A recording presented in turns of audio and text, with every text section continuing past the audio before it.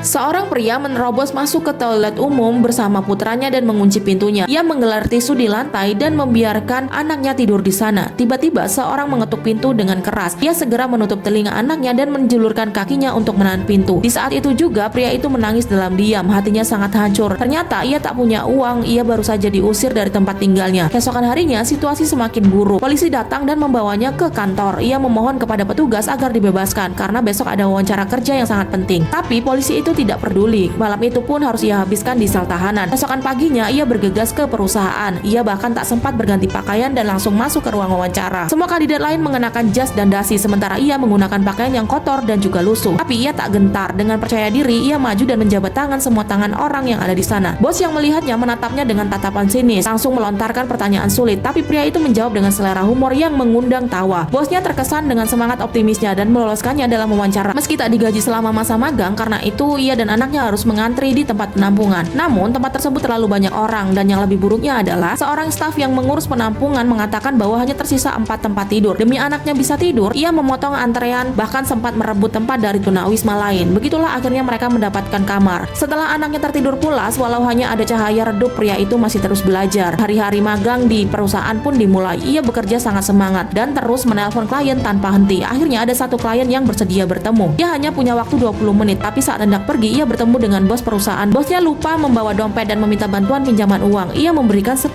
Itu pun uang terakhir yang dia miliki. Akhirnya ia harus berlari mengejar waktu karena uangnya sudah habis. Tapi secepat apapun dia berlari, ia tetap terlambat. Kesempatan itu pun hilang. Setelah kejadian itu, ia bahkan bekerja lebih keras lagi. Siang hari ia bawa semua barangnya ke kantor. Malamnya ia jemput anaknya dan kembali antri ke tempat tidur penampungan. Bahkan saat makan ia tetap belajar karena tidak ingin menyia-nyiakan waktu. Akhirnya hari terakhir magangnya pun tiba. Ia dipanggil ke ruangan bosnya. Dengan cepat ia mengenakan jas terbaiknya. Di luar dugaan, bos berdiri dan menjabat tangannya. Matanya mulai memerah. Ia kira ia gagal. Saat ia hendak pergi, sang bos memanggilnya lagi dan mengembalikan $10 yang ia pinjam. Pada akhirnya, pria itu resmi diterima bekerja di sana. Ia pun bersyukur dan merasa bahagia. Ia berjalan keluar dari kantor dengan air mata haru dan merayakan kebahagiaannya di tengah keramaian.